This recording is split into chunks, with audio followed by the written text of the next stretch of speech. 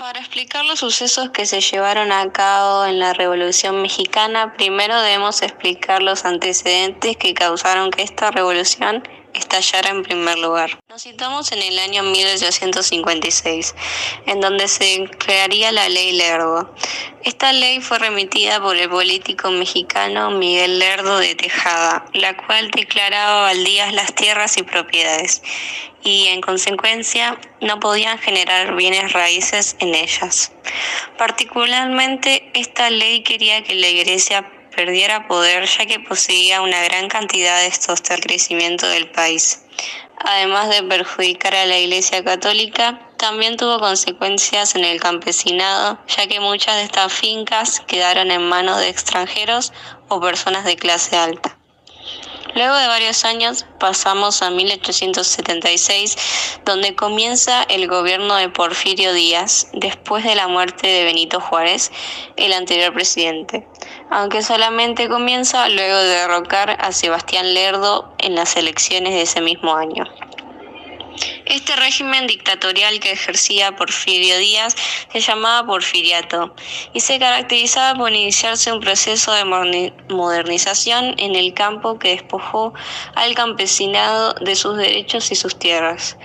A pesar de que México experimentó un notable crecimiento económico y estabilidad política durante este periodo, no fue beneficiario para la clase baja, la cual fue la que realizó la mayor mano de obra que otorgó esa estabilidad. Además, la gran desigualdad entre la clase baja y las demás provocó que el pueblo mexicano no quisiera a Porfirio Díaz en su gobierno. Sin embargo, para sus reelecciones su cargo era manipulado, donde compraba los votos para que siguiera estando en el poder. Esta misma clase baja trabajaba para la clase alta por largas jornadas con salarios mínimos, en donde no se beneficiaban ellos y ni siquiera para poder vivir. Existía además una corrupción y desigualdad en la distribución de la riqueza, donde la clase alta era la más favorecida entre su distribución. Por ejemplo, los extranjeros y las personas cercanas a Porfirio Díaz se quedaban con tierras y explotaban a los trabajadores de la clase baja. Luego de esto pasamos a 1906, donde surgen movimientos urbanos combativos en algunos centros urbanos y mineros. Entre ellas, 2 huelgas son salvajemente reprimidas por Díaz. La nueva clase media y la incipiente burguesía no les gusta la acaparación de riquezas por la familia de Díaz. Luego, en 1907, comienzan las sequías y las malas cosechas. Por esto y muchas cosas más, pasamos a 1908, donde Porfirio Díaz busca un reemplazo a sus 80 años. Por esto, Francisco Madero se postula y por estas situaciones y la gran popularidad de Madero, se comienza el gran endeudamiento campesinado y se inician las revueltas de 1910.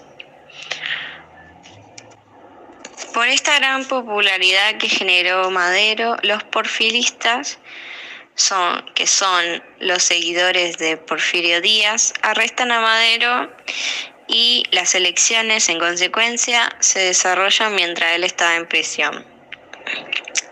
A esto el resultado es la victoria de Porfirio Díaz sobre Madero.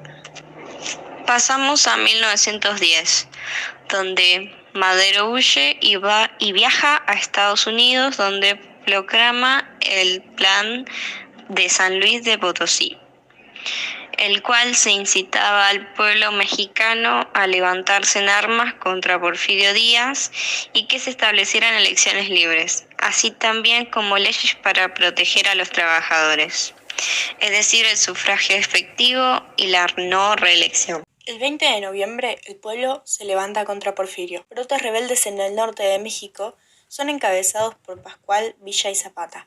Al principio de 1911, Madero cruza la frontera para ponerse al frente de la revolución. En el norte continuaban los levantamientos y brotes rebeldes. Al ver esta situación, Porfirio se da cuenta de que poco a poco va perdiendo su poder, y aunque lo intentara, no podría recuperarlo. Así fue como Díaz y Madero firmaron tratados de paz en mayo de 1911. Poco después, el 25 de mayo de 1911, Díaz parte al exilio. Luego muere en Francia en 1915. El 7 de junio de este mismo año, Madero hace una entrada triunfal y le pone fin al porfiriato, llamando al ejército de México para terminar con los levantamientos. Tras su llegada, en octubre, se celebran las primeras elecciones libres. Madero se postula, promete una reforma agraria para proteger a los trabajadores y con esto gana las elecciones y asume el poder. Pero al asumir su cargo, decide disolver el ejército revolucionario y no cumplió con su reforma. Esto causó disgusto entre los líderes de la División del Norte, quienes habían encabezado los brotes rebeldes. Ante toda esta situación, Emiliano Zapata decide publicar el Plan de Ayala contra Madero. Este consistía en ser un documento donde podrían hacerse denuncias contra el presidente Madero, por haber incumplido sus promesas y por haber causado más desigualdad en la sociedad mexicana. Todo esto para derrocar el gobierno de Madero y una reforma agraria controlada por las comunidades campesinas. También propuso la expropiación de las tierras y su respectiva división entre ellas. Lo que buscaba Zapata era que tanto indígenas como mestizos fueran iguales ante la ley. Todo esto da lugar a la Decena Trágica. Fueron 10 días de enfrentamientos sangrientos en la Ciudad de México. Así es como logran su objetivo y el 19 de febrero Madero renuncia a su puesto como gobernante y es precedido por Victoriano Huerta, quien era un militar que participó también en la Decena Trágica. El 22 de febrero, Madero y su vicepresidente fueron ejecutados. Resulta que el gobierno de Huerta era en realidad una restauración del porfiriato, por lo cual se convocó a una movilización contra su gobierno, encabezada por Venustiano Carranza. Se le unieron a él Pancho Villa y Emiliano Zapata, así formando un ejército constitucional. La revolución constitucionalista se dio en todo el país. Huerta había eliminado la Cámara de Diputados que el pueblo había elegido libremente. Asiste Álvaro Obregón, quien luchó junto a Carranza contra el gobierno de Huerta. Continuaron sus sesiones en la región de Aguascalientes y se le pidió a Carranza entregar el poder de la presidencia. Se eligió al general Gutiérrez. Carranza no reconoce la elección de la convención. En 1915 establece su propio gobierno en el estado de Veracruz. Allí expiró su ley agraria y reconoció el movimiento agrarista. Ordenó que se restituyeran las tierras a sus pueblos y que éstas pasaran a ser en manos mexicanas de nuevo. La Ciudad de México fue tomada por fuerza de Pancho Villa y Emiliano Zapata, resultando en la renuncia de Gutiérrez. Obregón se enfrenta y derrota a Villa en la batalla de Celaya, dándole el triunfo definitivo a Carranza. En diciembre de 1916, Carranza inicia las sesiones del Congreso Constituyente en la ciudad de Querétaro, donde también se redacta la nueva Constitución mexicana que finalmente, el 5 de febrero de 1917, se promulga ya el país dividiéndose en 27 estados, un distrito federal y 3 territorios. Al ser aprobada, se le dio al país una nueva estructura política, económica y social.